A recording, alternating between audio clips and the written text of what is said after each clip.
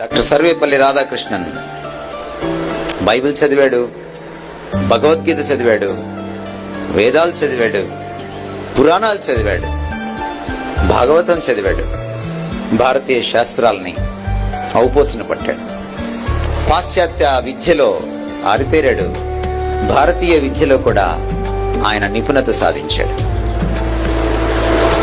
భారతదేశంలోని మత సారాంశాన్నంతటినీ ఒక్క పుస్తకంగా, ఒక్క సంకలనంగా రచించినవాడు.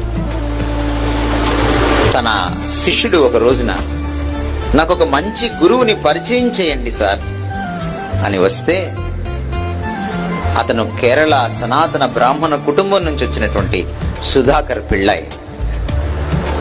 సర్వేపల్లి రాధాకృష్ణన్ ఓ చిన్న పుస్తకం తీసుకొచ్చి ఆయన చేతిలో పెట్టాడు. ఏమిటా పుస్తకం? యేసుక్రీస్తు వారి గురించిన జీవిత చరిత్రకు సంబంధించిన పుస్తకం. ఏమిటా పుస్తకం? బైబిల్లోని 2వ భాగం, కొత్త నిబంధన.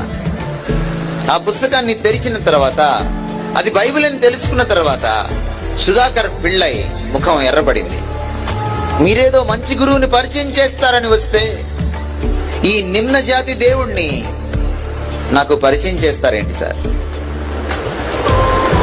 డాక్టర్ సర్వేపల్లి తాపీగా ఒక మాట అన్నాడు. సుధాకర్, నా మీద గౌరవంతో వచ్చావు, నమ్మకంతో వచ్చావు, గురువు కావాలన్నావు, పరిచయం చేస్తున్నా. నా మీద నమ్మకం ఉంటే వెళ్ళి ఆ పుస్తకం చదువు. ఆ గురువు గారు నీకు నచ్చకపోతే మళ్ళీ రా, అప్పుడు 2వ గురువు గురించి ఆలోచిద్దాం.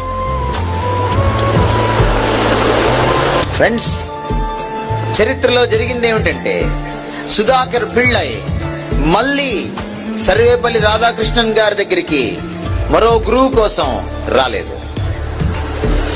ఆ పుస్తకాన్ని చదివాడు, ఆ బైబిల్ పుస్తకాన్ని.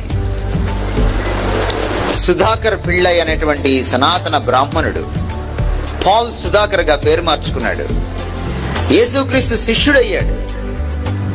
భారతదేశం అంతటా తిరిగి ఖైదీల మధ్య యేసుక్రీస్తు ప్రేమ సువార్తను ప్రకటించాడు. ఆ సేవలోనే నిమగ్నమై చనిపోయాడు. నిజమైన గురువు, దేవుని గురించిన సందిగ్ధాన్ని తొలగించే నిజమైన గురువు, దేవగురువు, గురుదేవుడు ఒక్కడే, ఆయన యేసుక్రీస్తు.